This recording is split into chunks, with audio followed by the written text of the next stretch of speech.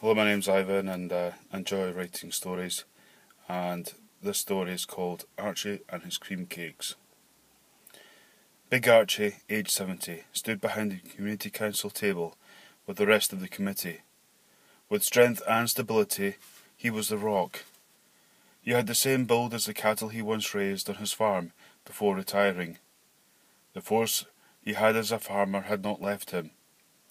But as he stood behind the table, knowing that there was trouble ahead, and if he did not clear his name, his career would be in tatters, and he may have to stand down. With this on his shoulders, he stood up, taking on the whole of the community. I'm here to give you my side of the story, and you have heard a little bit of information about me, and have made up the rest yourselves. So let me tell you straight. The lady leant forward, trying to get every word, while being very intrigued. Is it true that I was in the baker's? Yes. And was it true that I bought 4 daily cream cakes? Yes. And getting to the very critical point, the question everyone wanted to know. The room was silent. Did I take the cream cakes and place them firmly and accurately in my ears while standing in the baker's, where there was family? Yes, he said, with pride. The room was in a state of shock, and words of resign were heard coming out of the crowd, with cheers of support. "Get him out of here!" they shouted.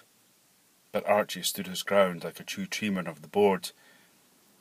He started to his momentous speech. "Ladies and gentlemen, if a man cannot fulfill his own ears with cream cakes, then what is he?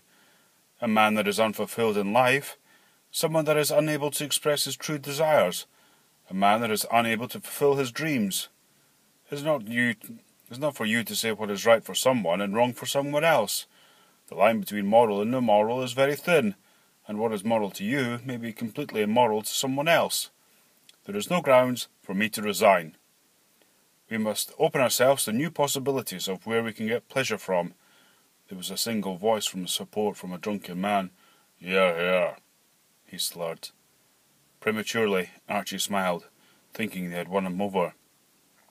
But a well-articulated fellow of a man, only too happy to say all the big words from the dictionary, stood up and sending Archie on the ropes. "Can you categorically say without a contradiction that you will emphatically stop this obscene practice?" Big Archie looked as if he was given a body blow, but would not go down without a fight. And with defiance and strength and power, he said, "No!" The place was in an uproar. "Get him out of here! We do not want a cream-filled chairman here!" And they shouted, "Out! Out! Out!"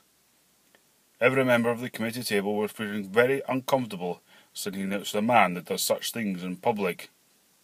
Archie could see that he was losing the grip on the situation and decided to change tack. "As chairman of the committee, I have a surprise for you." And the door opens and in walks a lady with a trolley and plates full of cream cakes. "Ladies and gentlemen, will you join with me?" We picked up the cream cakes and placed them in his ears, and everyone thought he would be all diving in by now, but they were still sitting there and looking at him with scorn on their faces. The room was silent, and all he could hear was the squelching of cream. He realized they had not won them over at all, and decided to walk out of the meeting with cream still in his ears. He places his jacket on and walked out of the hall, only to hear the cheers as he stood outside in the rain, and never to be seen or heard of again.